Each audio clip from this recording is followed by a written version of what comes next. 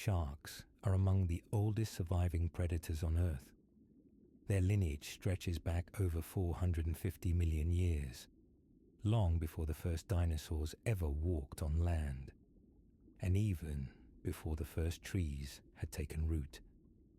They are part of a group of fish known as chondrichthyes, cartilaginous fishes, which also includes rays and skates. Unlike bony fish, their skeletons are made of cartilage, making them lighter, more flexible, and uniquely adapted for life in the ocean. But the story of sharks begins even earlier, before recognizable sharks existed at all. To understand how they evolved, we must go back to a time when life was just beginning to emerge in the seas, when vertebrates were in their earliest stages, and the oceans were ruled by strange, jawless creatures. Over the next hour, we'll follow the remarkable evolutionary journey of sharks through multiple mass extinctions, shifting continents, and dramatic changes in the planet's climate and ecosystems. We'll explore how early sharks first appeared, how they adapted and diversified, and how they came to dominate a wide variety of marine environments. We'll examine the rise and fall of massive prehistoric species, including the legendary Megalodon, and trace the origins of many modern sharks still swimming in our oceans today. This is the story of ancient survival, of adaptation through deep time, and of a lineage that continues to shape the balance of life beneath the waves. To understand how sharks evolved, we need to travel far back in time, to a world that looks nothing like the one we know today. Roughly 500 million years ago, during a time known as the Cambrian period, life in Earth's oceans was undergoing a dramatic transformation. This was the Cambrian explosion, a period of rapid diversification when many of the basic body plans seen in modern animals first appeared. At this stage, almost all life was confined to the oceans. There were no fish, no sharks, and no vertebrates as we know them. Instead, the seas were filled with strange, soft-bodied creatures. Trilobites, early arthropods, and primitive forms of jellyfish and worms.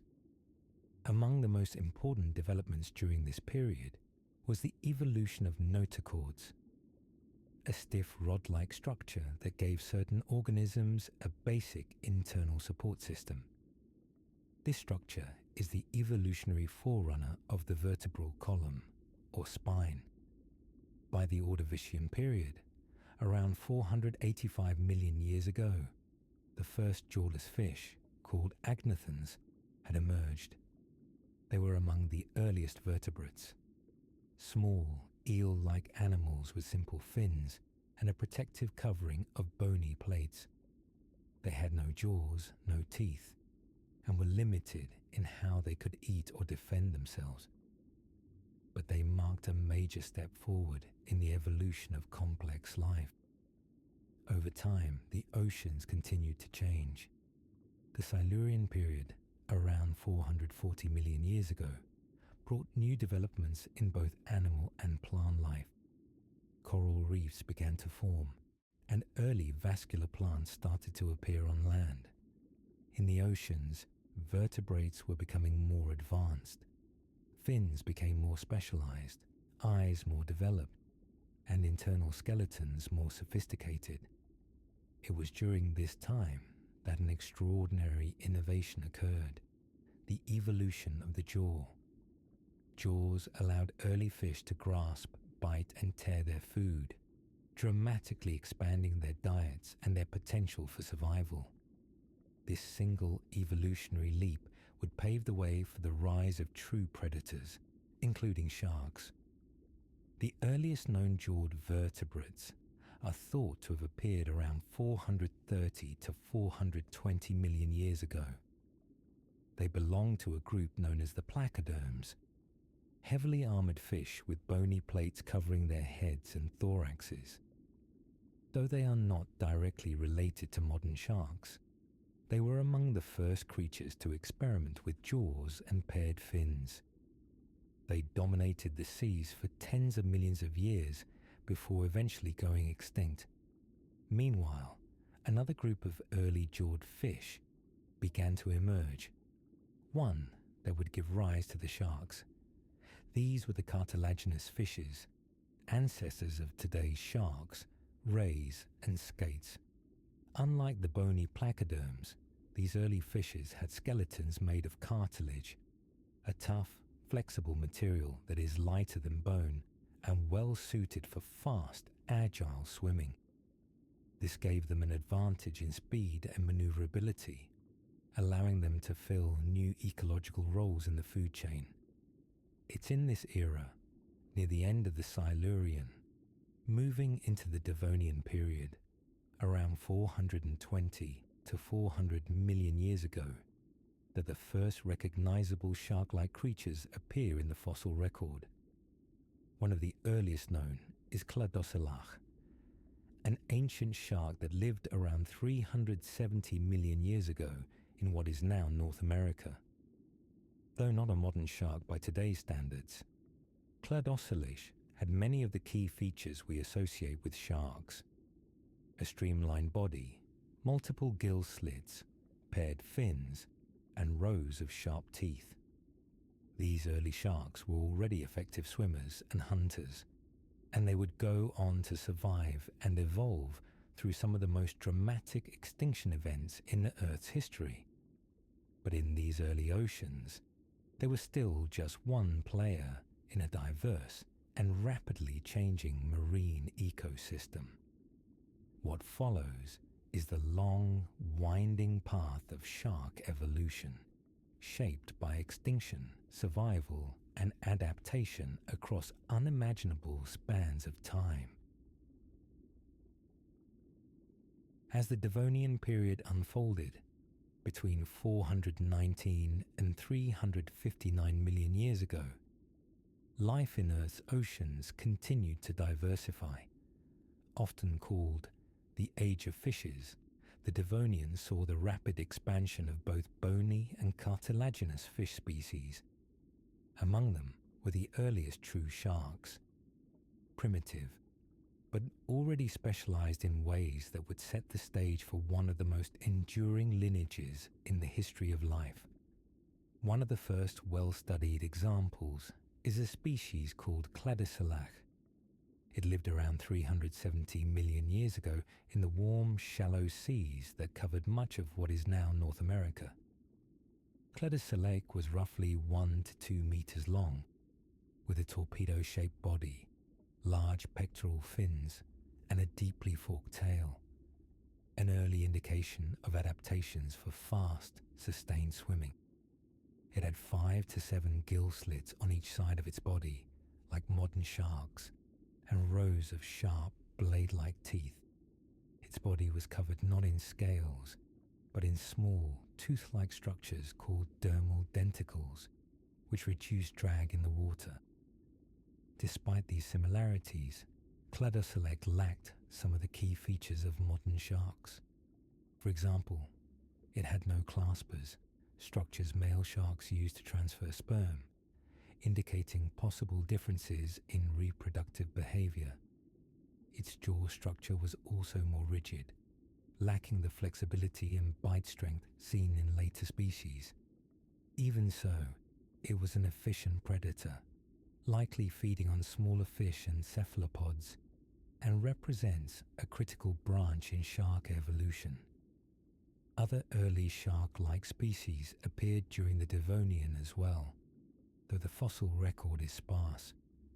Cartilage, unlike bone, fossilizes poorly, so most ancient sharks are known only from isolated teeth, fin spines, or fragments of their dermal denticles.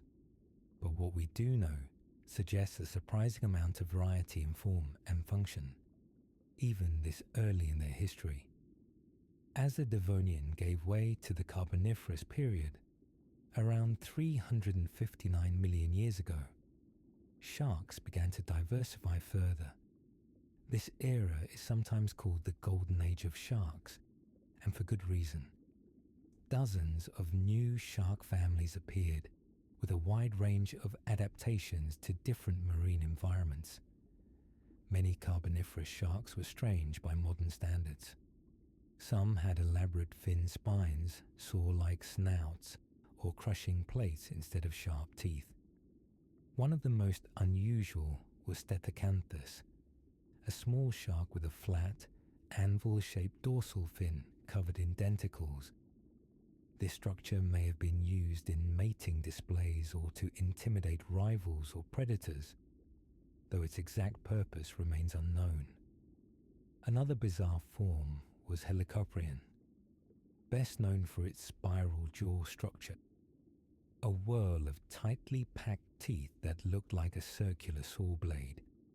At first, paleontologists were unsure where to place the spiral. Some thought it was part of the tail or dorsal fin, but fossil evidence eventually confirmed it was located in the lower jaw.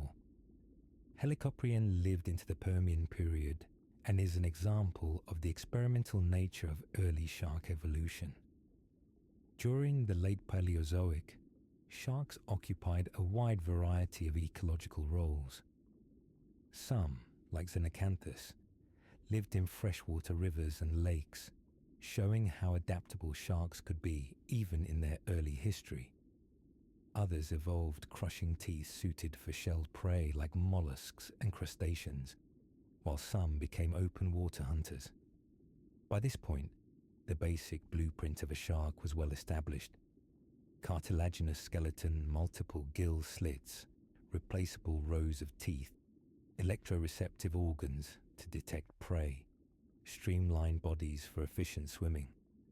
These features were highly successful and would persist with relatively little change in many lineages for millions of years. But survival was never guaranteed. Around 252 million years ago, the Permian period ended with the largest mass extinction in Earth's history, known as the Permian-Triassic extinction event.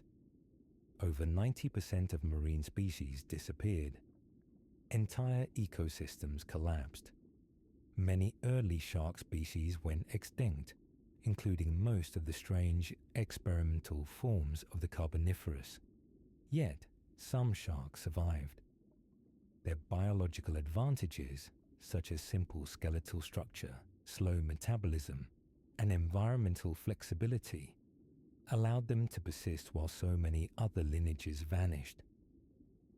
Those survivors would form the basis for the modern groups of sharks that would go on to radiate in the oceans of the Mesozoic era, setting the stage for new predators, new prey, and the slow shaping of the sharks we recognize today. The next chapter in their evolution would take place alongside marine reptiles, ammonites, and the rise of the dinosaurs.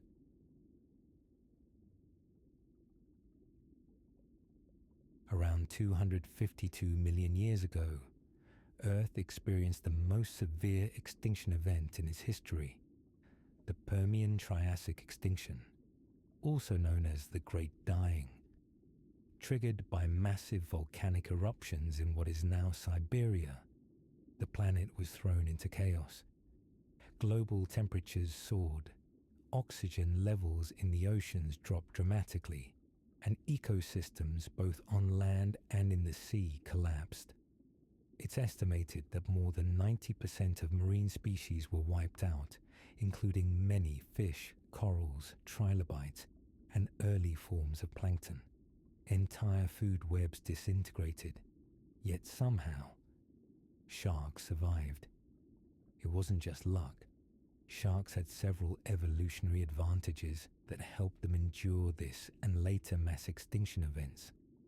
Their cartilaginous skeletons, for example, required less energy to maintain than bony skeletons, making them more resilient during times of low oxygen and limited food. Their slow growth, low reproductive rates, and ability to adapt to a wide range of environments gave them flexibility when conditions changed. And crucially, they weren't overly specialized.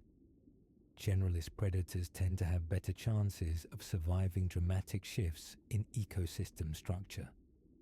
In the aftermath of the extinction, during the early Triassic period, marine ecosystems slowly began to rebuild. It would take millions of years, but life in the oceans gradually recovered, and with fewer competitors and predators, sharks found new opportunities to diversify. During the Mesozoic era, which began around 252 million years ago and lasted until 66 million years ago, sharks expanded into new habitats and ecological niches. They shared the seas with evolving marine reptiles like ichthyosaurs, plesiosaurs and mosasaurs, as well as increasingly complex bony fish. One of the most notable groups to emerge during this time were the hybodonts, a now extinct order of sharks that were among the dominant marine predators throughout much of the Mesozoic. Hybodonts were generally smaller than many modern sharks, but they were diverse and successful.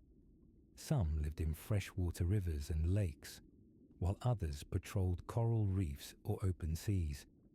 Their teeth varied in shape, some suited for grinding, others for slicing, reflecting a wide range of diets.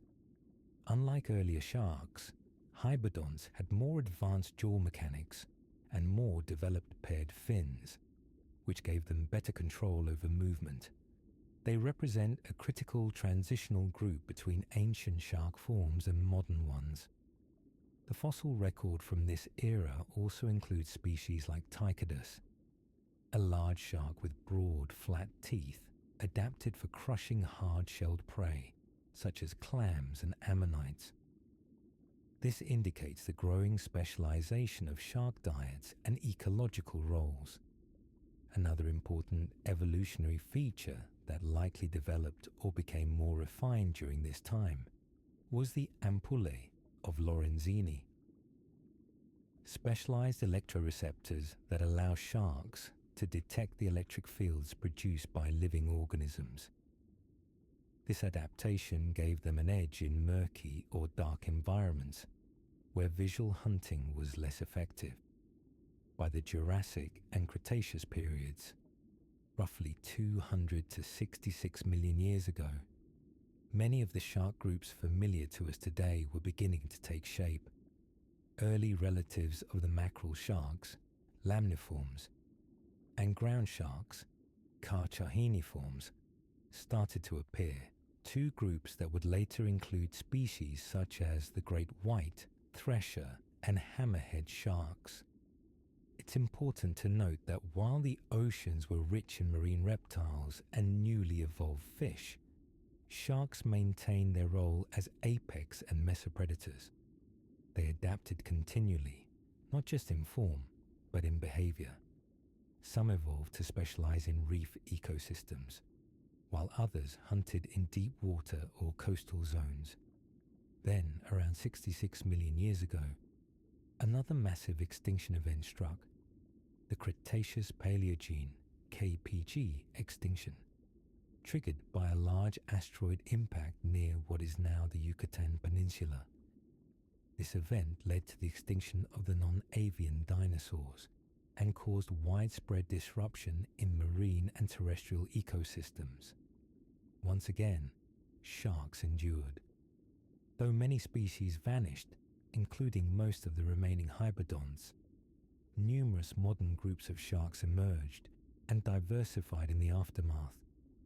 The ability of sharks to survive two of the most catastrophic extinction events in Earth's history is a testament to their adaptability. Over hundreds of millions of years, they have evolved and re-evolved, maintaining a basic body plan that is efficient, durable, and effective, while constantly fine-tuning it to meet the challenges of changing oceans. In the next phase of their evolution, sharks would grow larger, faster, and more specialized, giving rise to some of the most iconic and powerful predators to ever swim the seas.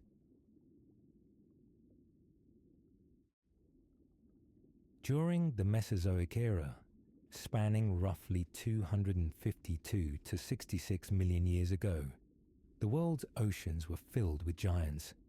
Massive marine reptiles such as ichthyosaurs, plesiosaurs, and later mosasaurs dominated the seas, filling many of the ecological roles now held by whales, dolphins, and large sharks. Amid these powerful swimmers, sharks continue to evolve, adapting to new conditions and maintaining their presence in diverse marine environments. Though they were no longer the top predators in every ecosystem, sharks thrived as both generalist and specialist hunters. They navigated coral reefs, coastal shallows, and open waters, often coexisting and occasionally competing with marine reptiles. One of the most prominent shark groups during this time were the hybodonts, which had first appeared during the late Paleozoic. While now declining in dominance, they remained important throughout much of the Triassic and Jurassic periods. Many were small to medium-sized, and their varied tooth structures suggest they fed on everything from soft-bodied invertebrates to hard-shelled mollusks. Hybodonts had a broad range, with species found in both marine and freshwater environments. Some even show evidence of viviparity, giving birth to live young, a reproductive trait found in many modern sharks. At the same time, the early ancestors of modern shark orders were beginning to take shape. Fossil evidence shows that during the Jurassic, more advanced sharks started to emerge, such as those in the orders Lamniformes and Carchariniformes. These groups include many modern sharks, such as great whites, makos, sand tigers, and reef sharks. Sharks during this era also began to develop more specialized body forms and hunting strategies. One particularly notable genus was Tychodus, which appeared in the late Cretaceous, around 100 million years ago. Unlike streamlined predatory sharks, Tychodus was adapted to crushing prey. Its teeth were broad, flat, and arranged in dense rows, perfect for feeding on shelled animals like clams and ammonites. Fossils suggest that some individuals may have reached lengths of 10 meters, making them among the largest durophagous, shell-crushing sharks ever known. Another significant genus from the Cretaceous was Squelicrax, often referred to as the crow shark. It belonged to the Lamniformes and had serrated teeth reminiscent of modern tiger sharks. These teeth indicate a diet of both live prey and scavenged carcasses. Fossils of Squelicrax teeth have been found embedded in the bones of marine reptiles and even dinosaurs, showing its opportunistic feeding behavior. It likely filled the role of a mid to large predator, capable of hunting fish, turtles, and weakened marine reptiles. By the late Cretaceous, sharks had firmly re-established themselves in a wide variety of marine environments. They had adapted to a planet with rising sea levels, warm climates, and shifting continents. Many developed advanced sensory systems, including highly refined olfaction, vision adapted to low light, and enhanced electroreception. It was also during this time that deep-sea species likely began to evolve. Though direct fossil evidence from the deep ocean is rare, the existence of modern deep-water sharks, such as goblin sharks and frilled sharks, suggests ancient origins. These species are considered living fossils because their forms have remained relatively unchanged for millions of years. Throughout the Mesozoic, sharks continued to evolve in step with the rapidly changing marine world. Their relatively simple body structure, a flexible cartilaginous skeleton, efficient hydrodynamic shape, and continuous tooth replacement, proved to be an evolutionary success. Instead of over-specializing, sharks maintained adaptability, enabling them to survive multiple geological upheavals.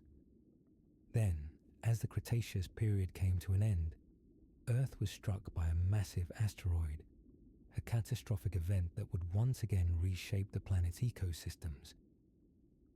The Cretaceous Paleogene (KPG) extinction, 66 million years ago, caused the extinction of approximately 75% of all species, including the marine reptiles that had ruled the oceans. But once again, sharks survived. This time, the extinction cleared the way for sharks to expand into new ecological niches, now free of competition from marine reptiles. And in the absence of those dominant predators, sharks began a new chapter in their evolutionary story. One that would ultimately lead to the apex predators of today's oceans.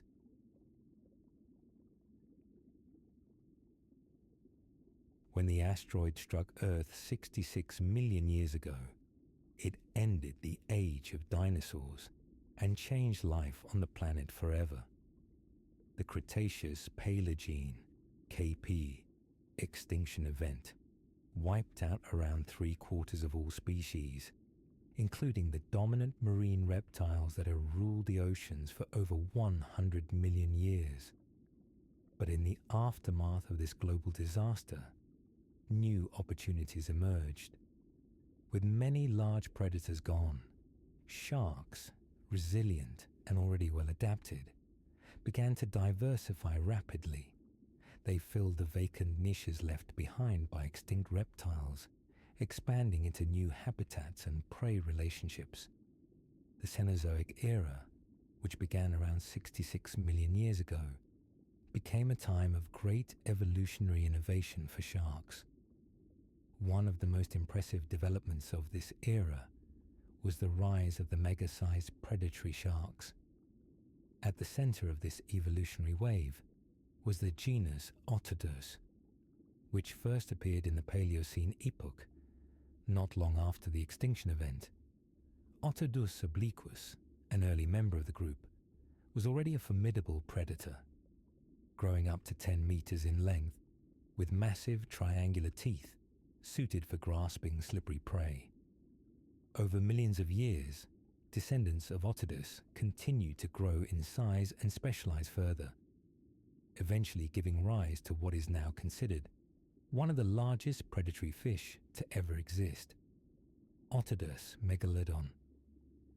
Often simply called Megalodon, this colossal shark likely lived between 20 and 3.6 million years ago, spanning the Miocene and Pliocene epochs.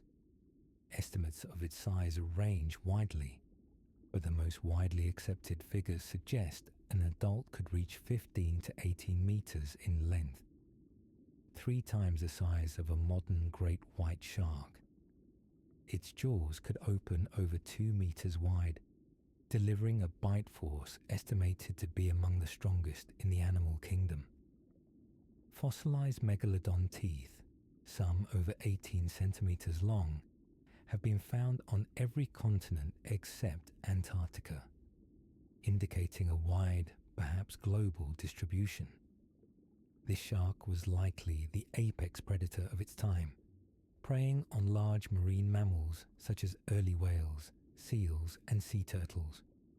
To support its massive size, Megalodon would have required vast amounts of food. Its rise coincided with a boom in cetacean evolution.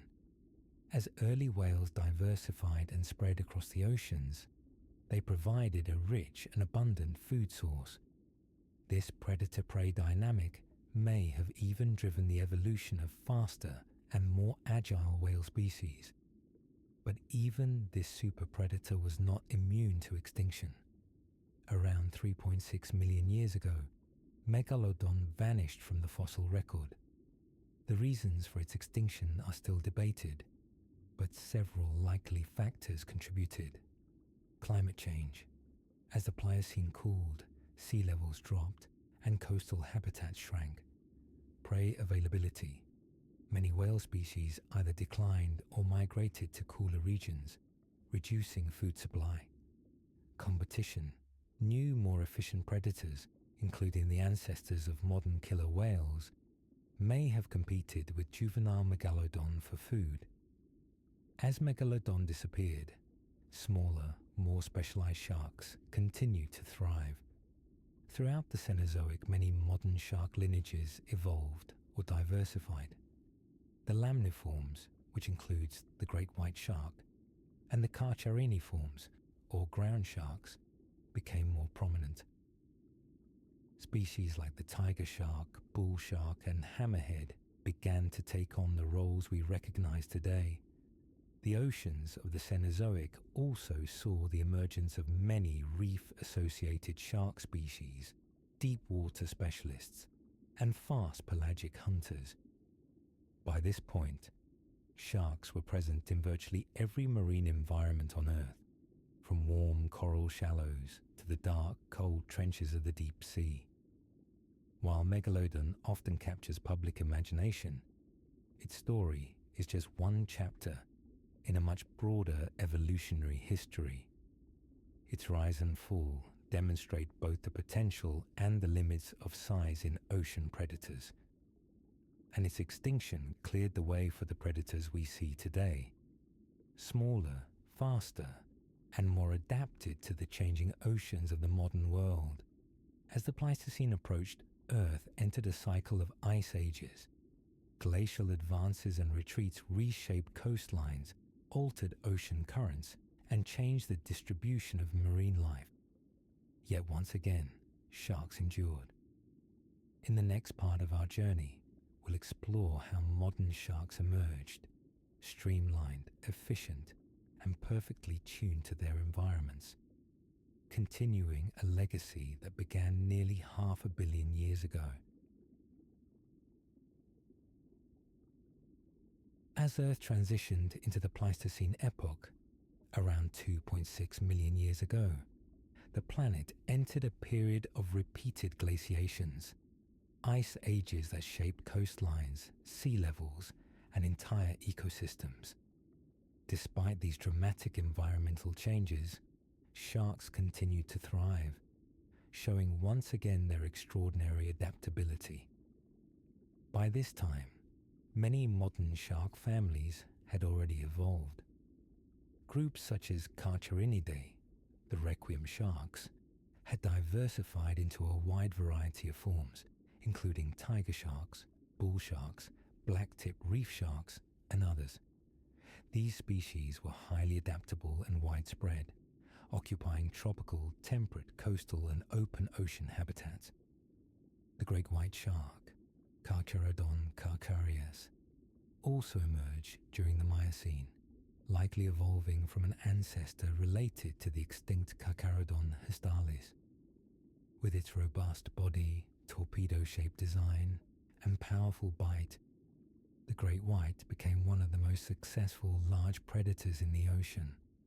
Unlike its distant relative Megalodon, the great white adopted a smaller, more agile strategy, preying on seals, sea lions, and fish. It also developed highly sensitive sensory systems, including exceptional vision, acute smell, and electroreception, to detect the faint electrical signals produced by the muscle contractions of nearby prey. Another modern success story is the hammerhead shark, a member of the family Sphyrnidae. Its distinctive, wide, flattened head, known as a cephalofoil, is thought to improve both sensory perception and maneuverability. This unusual shape allows hammerheads to better detect buried prey, like stingrays, using their ampullae of Lorenzini, the specialized electroreceptors found in all sharks. The cephalofoil also helps with lift and balance, making these sharks surprisingly agile for their size. Other notable modern species include the thresher shark, with its elongated tail fin used like a whip to stun schools of fish, the goblin shark, a deep-sea species with a long snout and highly protrusible jaws, the frilled shark, which retains many primitive features, and may closely resemble ancient sharks from the Mesozoic or earlier. These species demonstrate the wide range of ecological roles that sharks have taken on, from fast-moving pelagic hunters to deep-sea ambush predators and reef-dwelling specialists. One of the key reasons for this success is the shark's body design, which has remained relatively consistent for hundreds of millions of years. The combination of a cartilaginous skeleton, streamlined shape, asymmetrical tail, and replaceable teeth provides an evolutionary foundation that is both efficient and adaptable. In addition to physical features, modern sharks also show signs of behavioral complexity.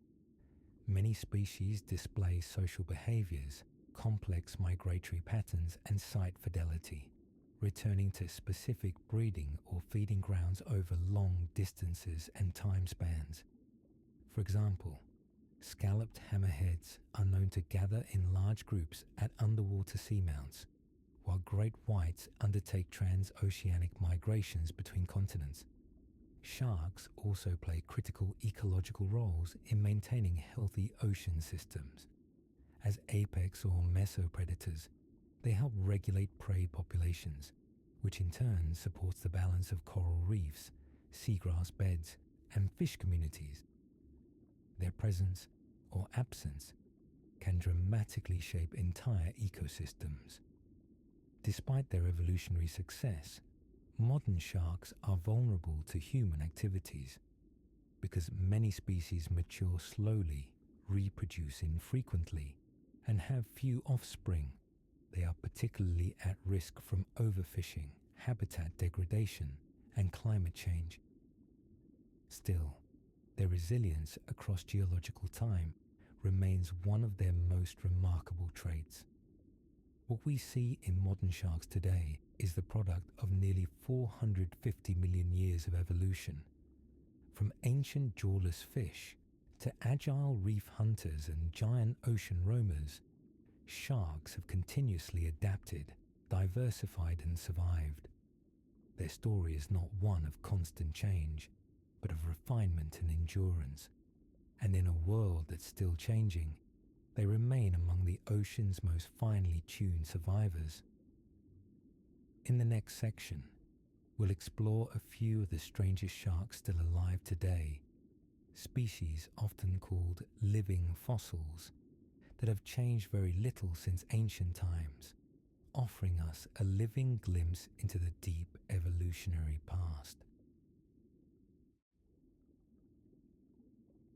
Among the hundreds of shark species alive today, a few stand out not for their speed or size, but for their remarkable resemblance to ancient ancestors.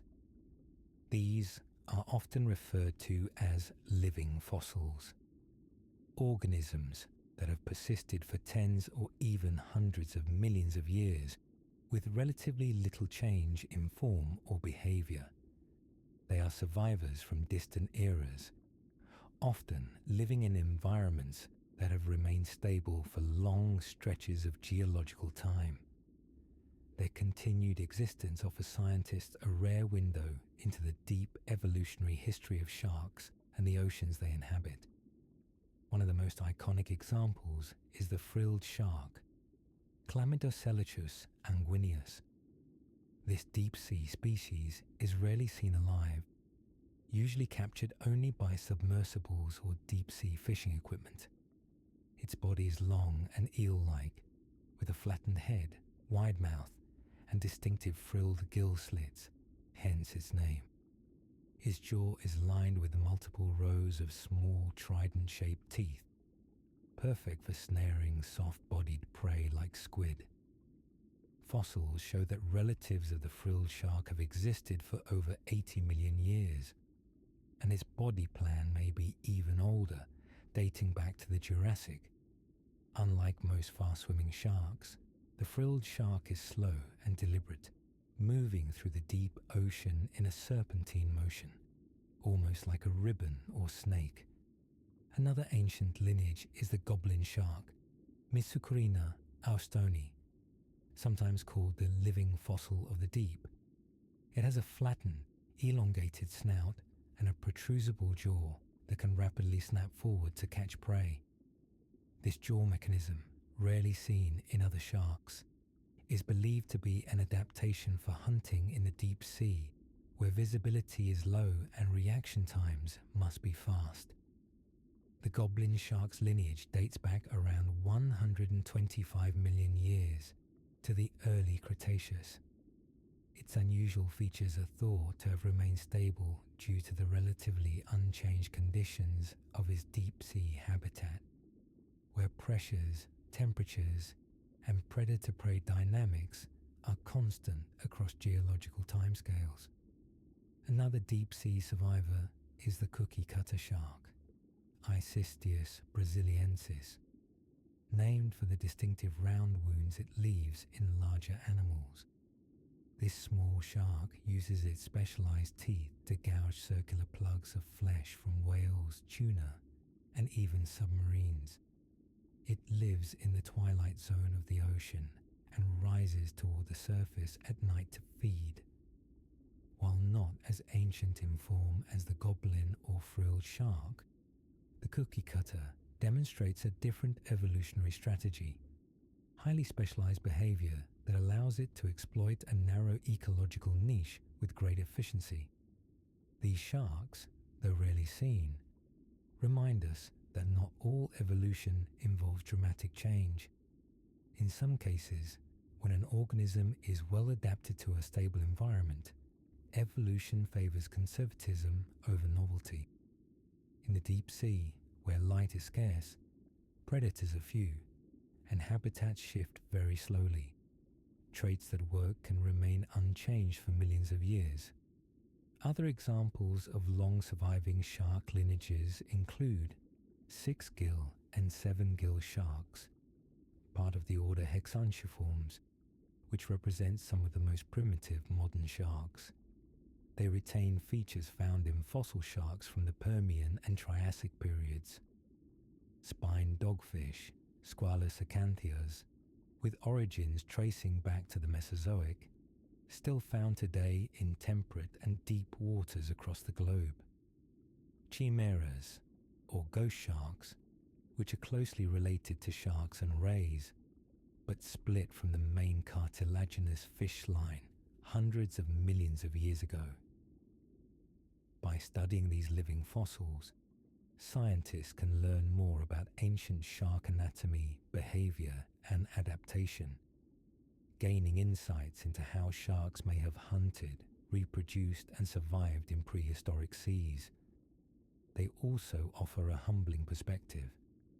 These animals have witnessed the rise and fall of continents, the extinction of dinosaurs, the spread of mammals, and the birth of human civilization, all while remaining largely unchanged in form.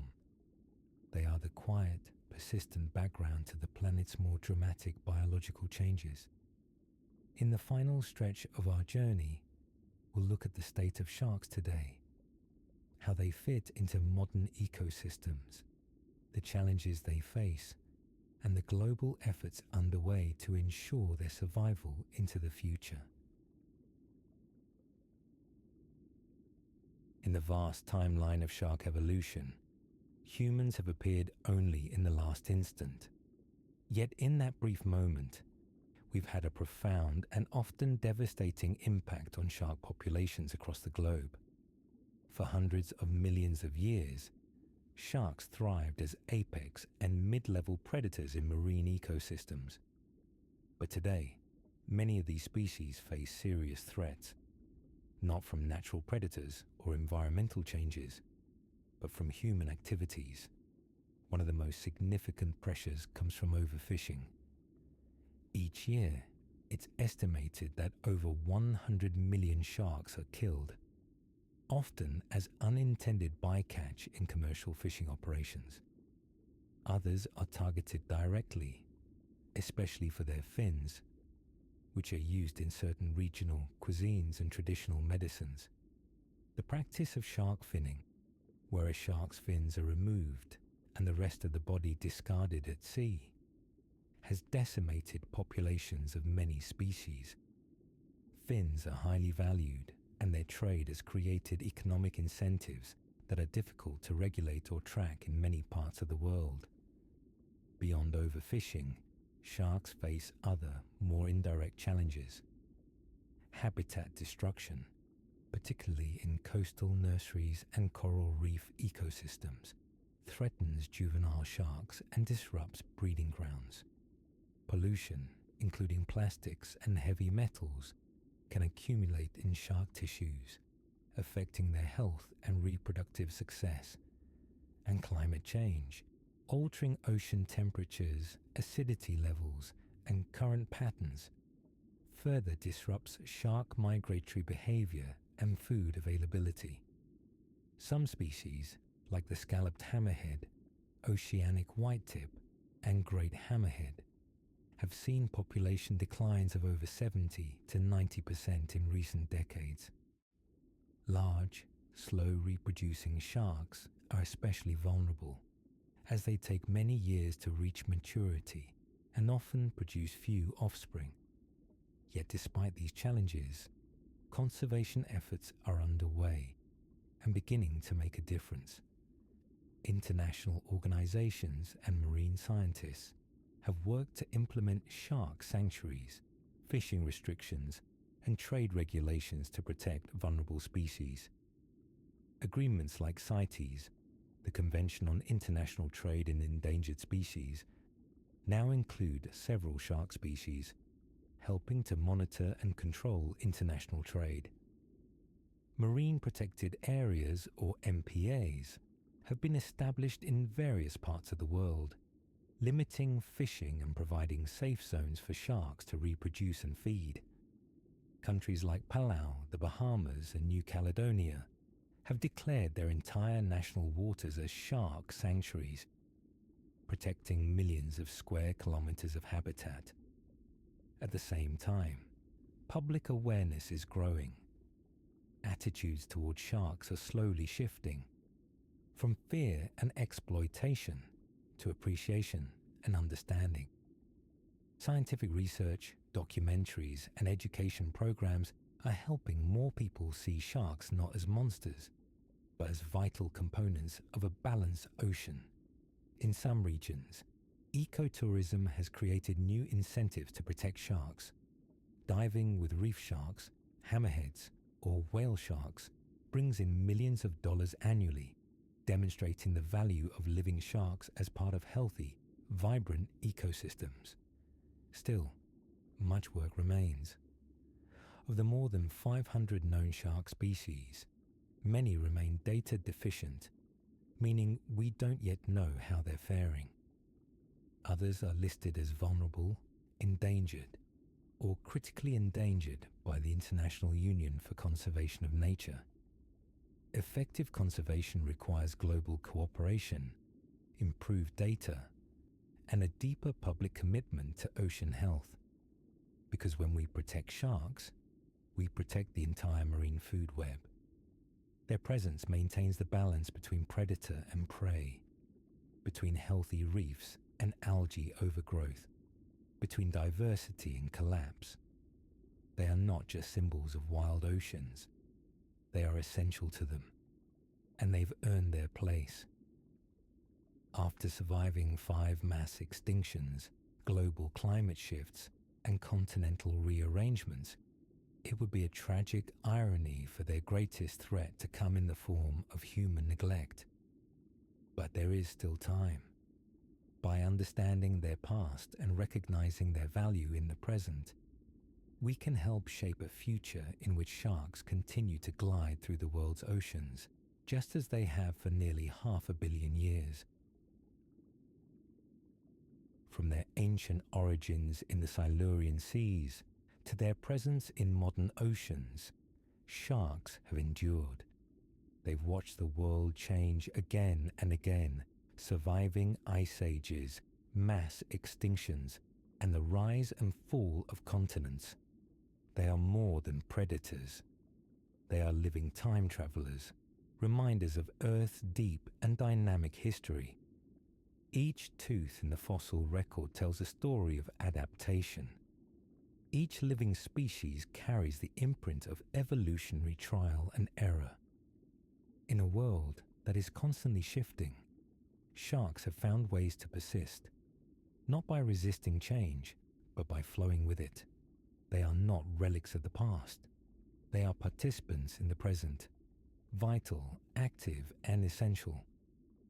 The story of shark evolution is one of balance, between form and function, between ancient design and modern resilience, between survival and extinction.